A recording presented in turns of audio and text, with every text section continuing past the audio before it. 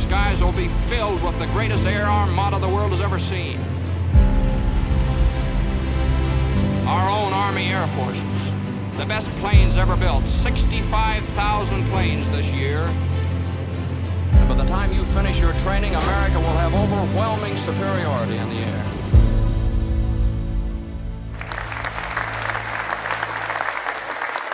Okay, thank you, Bill. For those of you tuning in on YouTube today, once again, my name is Don Johnson. I'm a docent here at the National Museum of World War II Aviation in Colorado Springs. And today, the topic of discussion is the SB2C Helldiver, from zero to hero. So I'm going to tell the story in two parts. The first part is going to be the history of the Helldiver in general and its use in combat. And then the second part, I'm going to tell specifically the story of our Helldiver here at the museum. And then, like Bill said, we're going to turn it over to the video that we made a year ago when Matt and his partner Jeff came out. And that's going to tell the story from where I leave it off. Okay. So much has been said about the Helldiver. Not all of it's positive. You might have heard it was a bad airplane, but that's a gross oversimplification. It was built at a time of changing technology and changing requirements. And so it had a complex development period. But a complicated development period is not unique to the Helldiver. It was very common among airplanes, especially in World War II, when the technology was changing so fast due to combat. So Dave McCampbell was the U.S. Navy's highest scoring ace, and what he said was he felt sorry for the pilots who had to fly the Helldiver.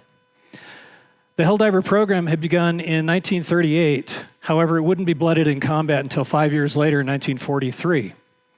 And it would end up being the last purpose-built dive bomber in U.S. Navy service. So I should start by explaining what is a dive bomber and why did the military want one. So a dive bomber is a purpose-built aircraft specifically designed for very precise bombing. The pilot will enter a dive usually from 10 to 17,000 feet. He pushes the nose over approximately 70 degrees nose low. And he opens up the dive flaps like you see on the photo here. These are the dive flaps on the back of our SPD Dauntless, which is over in the pavilion. So the dive flaps are a purpose-built piece of equipment that you're going to find on a dive bomber. And what they're there for is to slow the airplane down. Normally, if you push the nose over 70 degrees, you're quickly going to exceed the speed limit of the aircraft. And then when you go to pull up, you're going to rip the wings off. And so those are bad things. So the dive flaps are designed to prevent that. And what you notice in the picture here is all of these holes or perforations. So that was a feature that was added in the predecessor of the Dauntless, the BT-1, which was developed by Jack Northrop.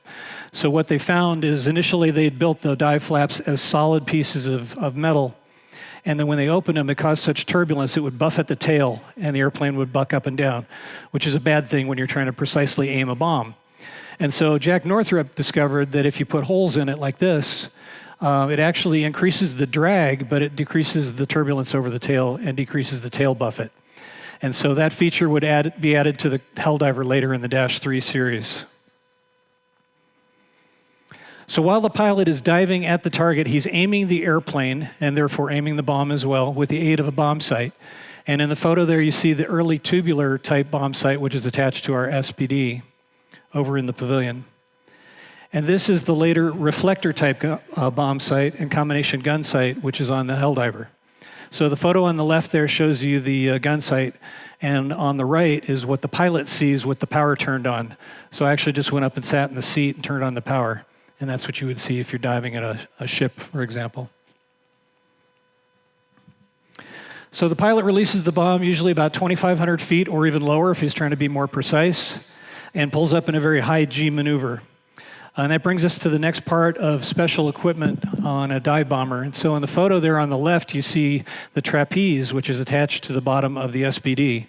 And on the right is the trapeze that comes out of the belly of the Helldiver. And so the purpose of the trapeze is to push the bomb away from the airplane. So if you can imagine with 70 degrees nose low, if you release the bomb on the Dauntless, for example, it's going to go straight forward through your propeller. Now the propeller in aviation is what we call essential equipment. So that would be a bad thing.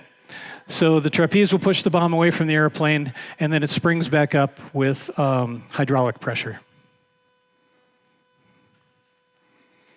So this bombing method mitigates a lot of the errors associated with high-altitude level bombing, such as range estimation and wind drift correction. And it's extremely precise and effective, especially against maneuvering targets like ships, which is why the Navy was so interested in it. Dive bombing captured the attention of military planners during the interwar period, which, as you remember, was a worldwide depression. And so military budgets were stretched very thin. However, this was the time when they were all developing their air power doctrines. So the US Army, although they were already committed to the concept of high-altitude daylight precision bombing using heavy bombers in large formations, they still experimented with dive bombing. The US Navy, because they couldn't operate heavy bombers from aircraft carriers, needed precision delivery to compensate for fewer bombs per target. So that's, again, why they were so interested. Now, in 1938, the Navy had two obsolete dive bombers in its service. It had the Vought SB2U Vindicator and the Curtiss SB2C Helldiver. Now, you notice the SB2C is a biplane, and it's the immediate predecessor of the SB2C, and it's also its namesake. So they were developing a replacement for these two at the time, and that was to be the SPD Dauntless. But it was still under development in 1938. The Navy, however, only considered it a stopgap design. They had their eyes on the future. Their idea for the ultimate dive bomber was an airplane with more speed, more range, and more payload than the Dauntless was to have. And so in June of 1938, they issued their requirements for a new dive bomber to be built around the Wright 1700 horsepower R2600 engine. They wanted the new dive bomber to have a 1,000-pound bomb load, which it would carry in an internal bomb bay, and it was to have a power-operated defensive turret on the rear, which ultimately proved to be unworkable and was later dropped from the requirements. And then the biggest requirement that was going to be the biggest issue for Curtiss was the Navy wanted to be able to fit two of these airplanes side by side on one 41-foot by 48-foot aircraft carrier elevator. Now, the idea is to be able to speed up the launch recovery cycle. However, this was going to give Curtiss fits, trying to fit this airplane into a small box like that. So ultimately, 6 companies responded to the requirements, including Curtiss-Wright. The Curtiss-Wright Corporation had been formed in 1929 from the merger of the Curtiss Aeroplane and Motor Company and Wright Aeronautical. These two companies had spent much of their early time and capital in patent disputes, which the Wrights always won. At the time of the merger in 1929, none of the 3 original founders of either company was still in charge of their company. Wilbur Wright had died in 1912, of course, and then Glenn Curtiss and Orville Wright had both sold their interest in their companies. So by 1929, when the two companies merged, they instantly formed the country's largest aviation firm. Now, by 1938, Curtiss-Wright was owned by Clement Keyes. The company was producing propellers and engines and complete aircraft. During World War II, they would be awarded the second highest value of construction contracts, second only to General Motors. So at the time, in May 1939, the Navy awarded 2 companies, Brewster and Curtiss, contracts to build a single prototype each of their new dive bomber concept. And Curtiss at this time assigned Ray Blaylock as their project engineer. Now, because Curtiss's Buffalo, New York, and St. Louis plants could not be expanded enough to handle the new program because of a shortage of labor, at this time, the Knutson Committee, which was in charge of building the Arsenal of Democracy, had recommended that when you're going to build a new plant, it should be built away from existing plants, both for security and to take advantage of untapped labor pools. And so Curtiss decided to start construction on a new plant in Columbus, Ohio. And this decision would ultimately cause delays in the program because at the time there's an extreme shortage of building materials. And they would also have to train thousands of new laborers and build thousands of new tools and develop new supply chains. So it's interesting to point out this isn't a problem specific to Curtiss. This is happening all across the country at this time because we're trying to build up this massive arsenal of democracy. So everybody's got shortages and everybody has to deal with the same problems. And so because Curtiss at the time didn't have a place to build the prototype, they began construction of the prototype in a cattle barn at the Ohio State Fairgrounds. Now, as early as February 1940, there were clues that something might be wrong with Blaylock's design. Wind tunnel testing on models predicted that the airplane would have yaw and pitch instability issues and would have excessive stall and dive speeds. In fact, Professor Otto Koppen at the Wright Brothers Wind Tunnel at MIT, where they did the testing, said, if they build more than one of these, they're crazy. And he recommended that they put on a larger vertical tail. However, Blaylock either didn't get the message or he ignored it. However, he did increase the wing area almost 10% and added extendable leading edge slats. The slats on the airplane, if you look over there, you can see they're up here on the leading edges of the wings. And what these do is they, during slow speed flight, they increase the airflow over the top of the wing, which increases the controllability at slow speeds. And on the Helldiver, they're connected to the landing gear via cables. So when the wheels are extended, you'll see the slats extended. And when Charlie flies by today with his wheels up, you should notice that the slats are extended. And if they're not, or they'll be retracted. And if they're not, that means something's wrong. Okay, so the problem with Blaylock's design is he'd given it a very short fuselage and a very small tail. What he's trying to do is meet the 2 aircraft per elevator requirement. But he's given the airplane inward retracting landing gear, and because the wheels can't extend into the belly because that's where the bombs are, it makes it have a very wide center wing section. It's 22 feet, 6.5 inches wide. This is going to be a problem because, remember, the elevator is 41 feet by 48 feet. So it means the 2 airplanes cannot fit side by side on the shorter 41-foot dimension. They have to take the 48 feet, which leaves the 41 feet for the fuselage. And because the Navy wants it to have 1 foot of clearance all the way around, that means Blaylock can only make his fuselage 39 feet long at the most. However, he's not taken advantage of all 39 feet. He's made his prototype only 35 feet 8 inches, and so he's voluntarily given out 3 feet 4 inches. However, there would never be a time during the operational life of the Helldiver when the Navy would actually put 2 airplanes side by side on a single elevator. What they found is just ridiculously time consuming to try to carefully place 2 airplanes that close together and send the elevator up. So it's much faster to just send 1 airplane per cycle. And so although Curtiss jumped through the hoops and was able to meet the requirement, the Navy would never actually use it. Nowadays, the Navy does build their elevators large enough to handle 2 airplanes at a time. So modern aircraft carrier elevators can easily handle 2 FA-18 Hornets, in addition to a single very highly paid actor.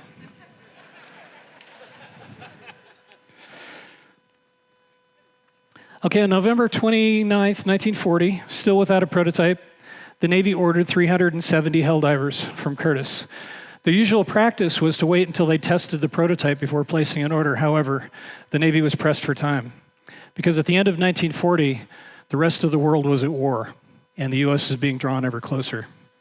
And so at this time, Germany already controlled most of Europe and Norway. The English were suffering nightly terror bombings at the hands of the Germans during the Blitz. And there was a battle raging in the North Atlantic where every month thousands of tons of desperately needed supplies bound for England were being sunk by German submarines. The Italians were mercilessly besieging the tiny English-held island of Malta in a bid to control the Mediterranean.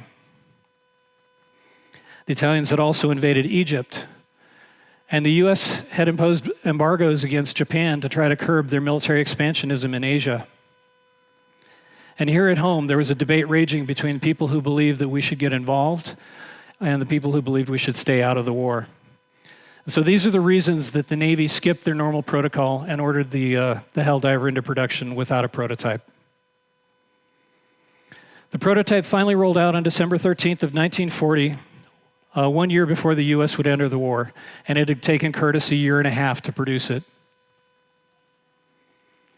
Testing began 5 days later when Curtiss's chief test pilot, Henry Lloyd Child, performed the first test flight. Now, Child was known as the world's fastest human because in 1935, he had dived a Curtiss Hawk 75 to over 600 miles an hour and lived to tell the tale. So his test flight revealed the prototype had some engine and propeller issues, and it also confirmed the predicted stability problems. Testing hit a slight snag on February 9th, 1941, when the engine quit on short final and the prototype fell short of the runway, breaking its back.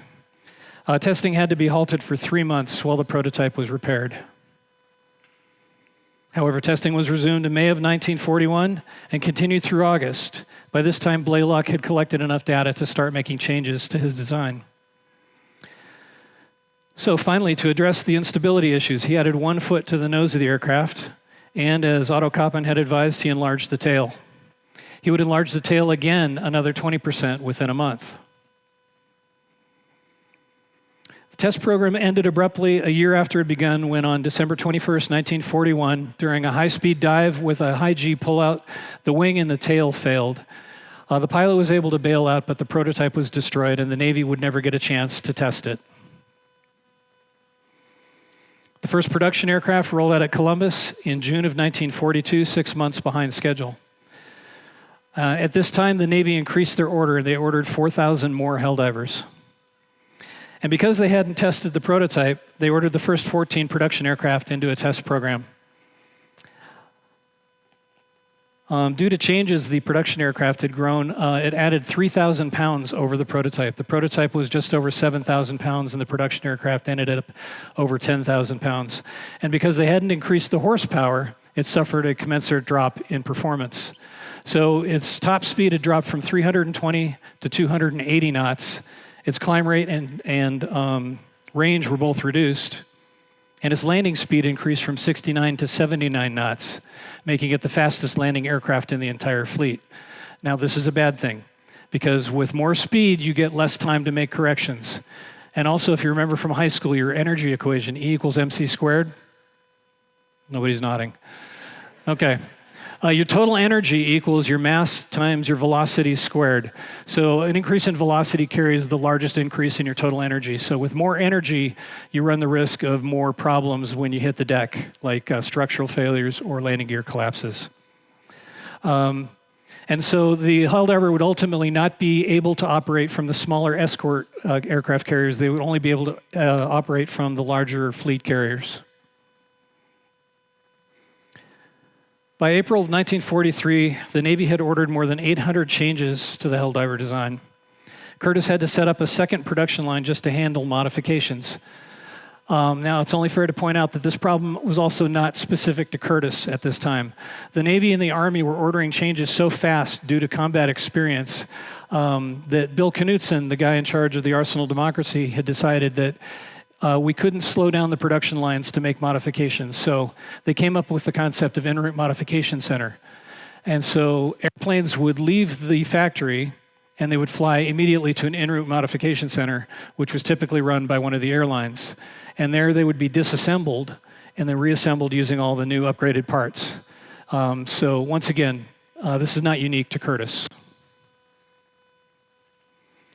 Now, back in March of 1941, Congress had formed the Senate Special Committee to investigate the National Defense Program. Its purpose was to investigate waste, program delays, and war profiteering. So you could kind of say it was the Doge of its time.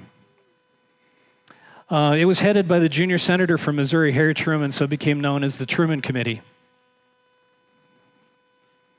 By January of 1943, the committee had begun receiving complaints about Curtiss. They'd received complaints that at Curtiss's Lockland, Ohio plant, where they built the R-2600 engines for the Army, inspectors there were being threatened for refusing defective engines. They'd also received complaints about Columbus, where the Helldiver was being built, that there was delays, waste, and inefficiency there. And so as Truman typically did in these cases, he allowed the Army to do their own investigation first. However, the Army failed to find anything wrong. So the committee rolled in and did their own investigation. And what they found at Lockland was that tests had indeed been falsified, records destroyed, and inspection reports forged or skipped. And in fact, while the inspection was going on, or while the investigation was going on, one of the inspectors had actually been transferred for refusing an engine that was leaking gas. They found that the misconduct went all the way up to the Army Air Force's Chief Inspector, Lieutenant Colonel Frank Grulich. So the report was issued on July 10th of 1943, which you'll note is 4 years after the prototype had been ordered. They said that production was hopelessly behind schedule at Curtiss, and that they had failed to produce a single combat-ready aircraft up to this point. And one of the things that particularly angered the committee was that Curtiss had spent hundreds of thousands of taxpayer dollars advertising the Helldiver as the world's best dive bomber. As a result of the investigation, 3 Army inspectors were dismissed and later convicted of neglect of duty. And the Department of Justice sued Curtiss-Wright and 8 of its officers for damages. Now, this is big news in 1943. Up on the screen there, you can see an Associated Press story from July 10th. This whole episode became known as the Curtiss-Wright scandal, and it would prove to be the beginning of the end for the Curtiss-Wright Aircraft Division. Now, a little historical trivia about this. Harry Truman, because of his work on the committee, had become so popular with the public, he was asked to be Roosevelt's running mate on the 1944 presidential ticket, which, of course, you remember they won. And so he became vice president in January of 1944, and then a couple months later, when Roosevelt died in April, he became the president. So that's how a junior senator from Missouri became president of the United States. And I couldn't help myself, I had to throw this one, and this is more historical trivia.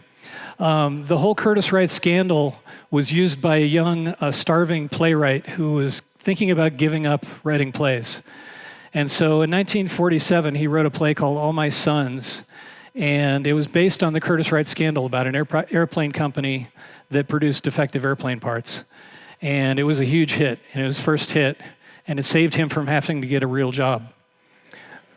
So he would go on to write The Crucible and Death of a Salesman.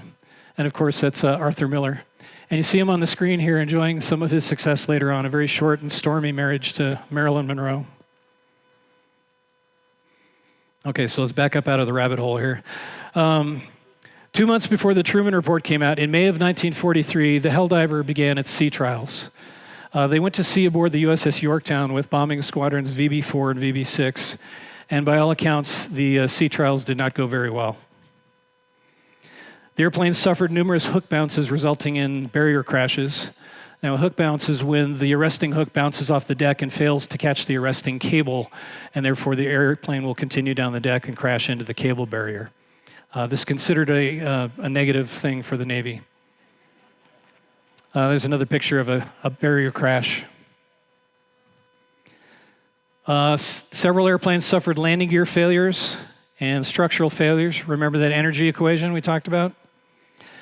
Okay, they had low serviceability rate. Their electric and hydraulic systems required excessive maintenance, and servicing was difficult.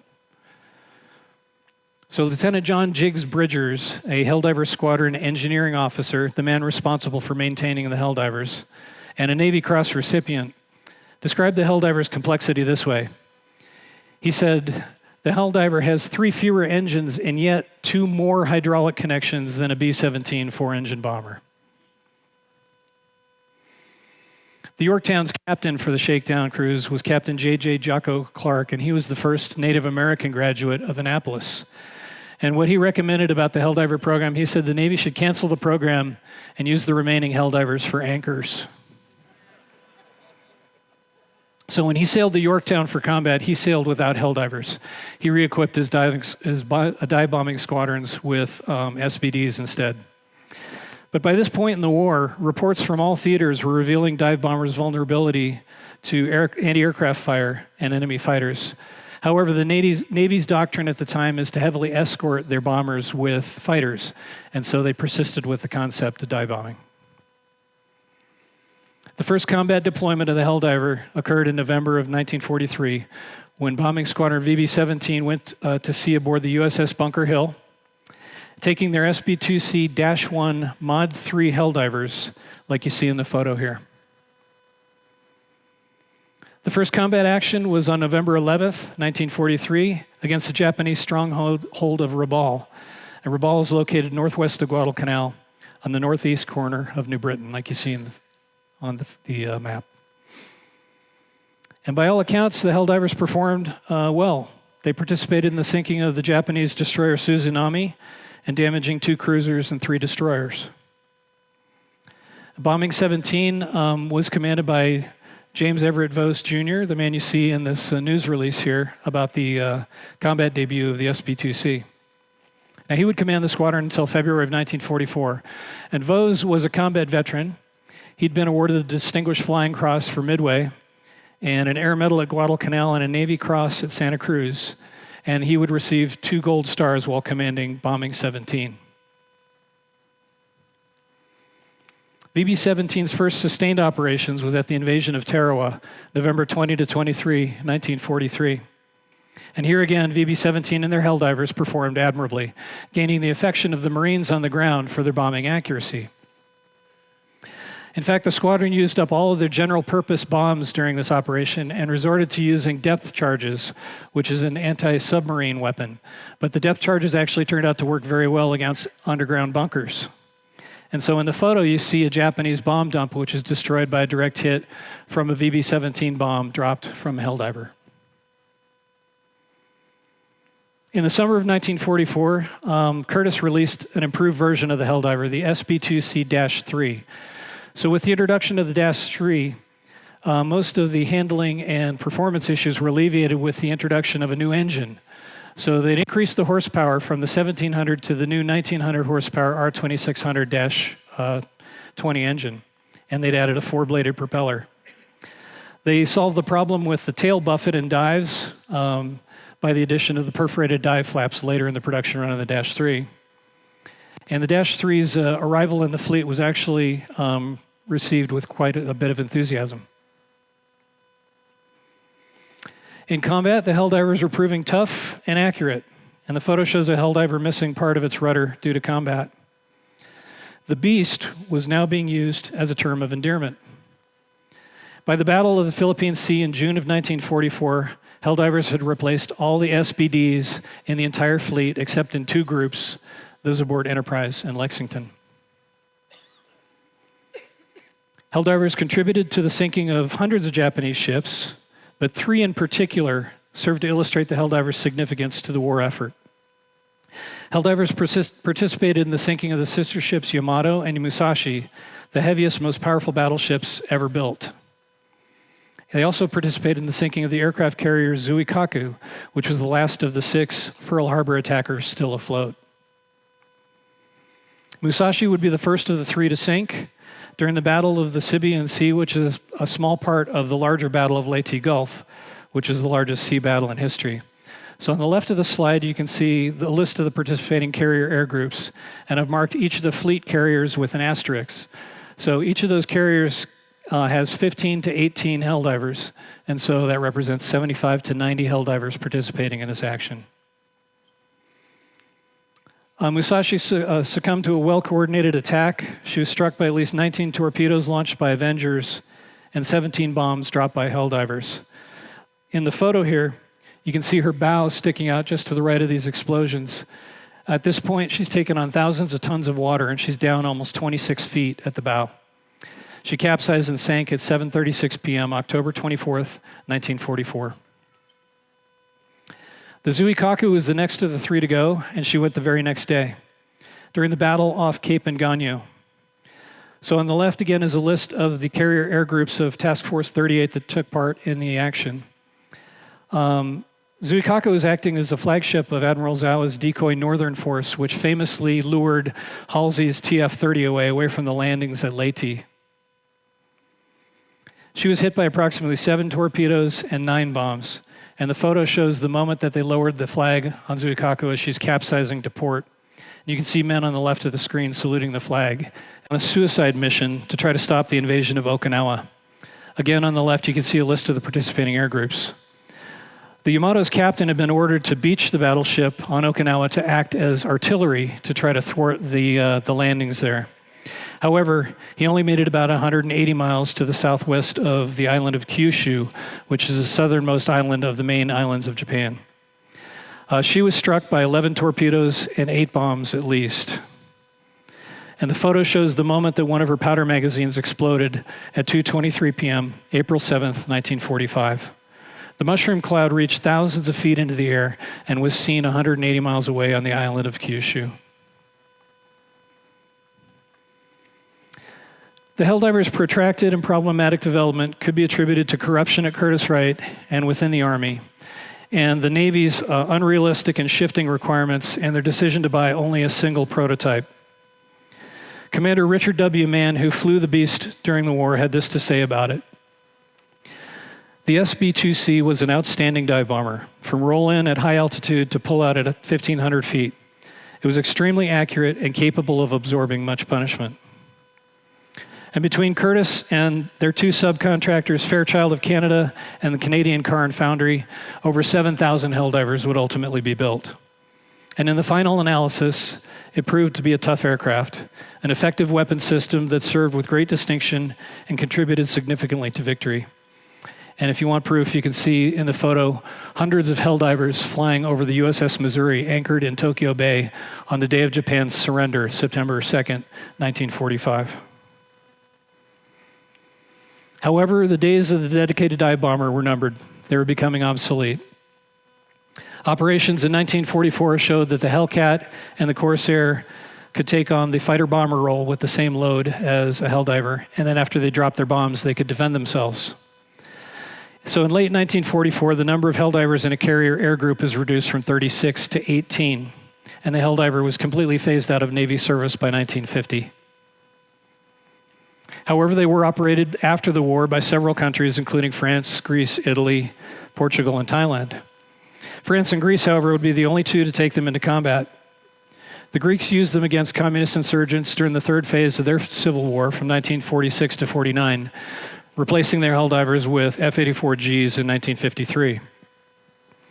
The French would use them in Vietnam, where their precision was particularly useful, especially at the defense of Dien Bien Phu in March to April of 1954. And the Italians would end up being the last operators of the Helldiver, writing them off in 1959. Because of the scandal at Curtiss-Wright and other factors, the Curtiss-Wright Aircraft Division was dissolved in 1948, and its assets were sold to North American. However, Curtiss-Wright still exists as a component manufacturer to this day. And now on to part two, the story of our Helldiver. So the U.S. Army, being impressed with the Germans' Ju-87 Stuka during the early phases of the war in Europe, they wanted a dive bomber of their own. And so in December of 1940, they ordered 100 Helldivers from Curtiss, modified to suit their purposes. So they're designated under the Army system as A-25A Shrikes. And in the spring of 1942, shortly after the U.S. entered the war, the Army increased their order to 3,000 Shrikes. So some of the differences are that the Shrikes are painted olive drab and dark green on the top and neutral gray on the bottom, like Army airplanes. They had a single 50 caliber machine gun in the back as opposed to the Navy's twin 30 calibers. They had larger main wheels, which was later standardized with the Navy, and they had a different pneumatic tail wheel. They had Army radios, but they had no tail hook and no radar. And the first 10 retained their folding wing feature. However, it was disabled after the first 10. And they had their slats locked in the retracted position. Now, the Army lost interest in dive bombing as the weaknesses of the dive bomber became apparent, and they found that fighter bombers like the P-47 could do the same job. So the Army cut their order from 3,000 back to 900 in late 1943, which is about the same time the Navy is taking their Helldivers into combat. So the Army looked for somebody to take the Helldivers off their hands, and they found the Australians, who agreed to take 150. However, the Australians only received about 10 before they canceled the order. Now, the urban legend says it was because they tested them and found them to be unsatisfactory, and that's why they canceled the order. However, that's not true, because the order was actually canceled before they had a chance to test them. So the truth of the matter is that the transfer was opposed by George Kenney, who was the commander of the 5th Air Force under MacArthur. Now, Kenney was in a constant battle to equip his own air forces, and so he was very much opposed to giving away our equipment to our allies. And so he actually got the transfer blocked. So 410 Shrikes were eventually transferred to the Navy, who disposed of them in typical Navy fashion by giving them to the Marines. These were designated the SB2C-1A under the Navy system. And so the 580 Shrikes that remained with the Army were redesignated under the Army system RA-25A, and the R stands for restricted duty.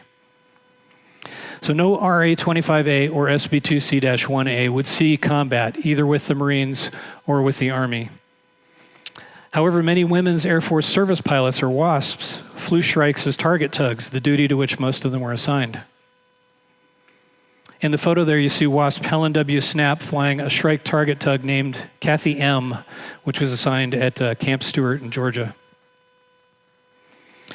So our Helldiver was one of the 410 that was turned over to the Marines. And this is the Army's individual aircraft record card for our aircraft, and it shows us a number of really interesting things. So here you can see it was built as an RA-25A-30, where RA is the type, again, restricted attack. 25A is the model number, and -30 is the series. It was assigned Air Force serial number 42-80387, which tells us it was part of the spring 1942 contract for 2,900 additional Shrikes. And it tells us it was the 825th out of 900 total Shrikes produced. Right below that, you can see a handwritten foreign serial number, 75552, and that was going to be its assigned Navy serial number. It shows us it was built in St. Louis, Missouri, and accepted by the Army on February 26, 1944. And it made its way to Allentown, Pennsylvania, where it arrived on April 3rd, 1944. And this is the last entry on its Army service card. So when we switch over to the Navy card, which we also have, it shows it was turned over to the Navy 2 months later on June 30th, 1944. And there's the assigned serial number, 79992.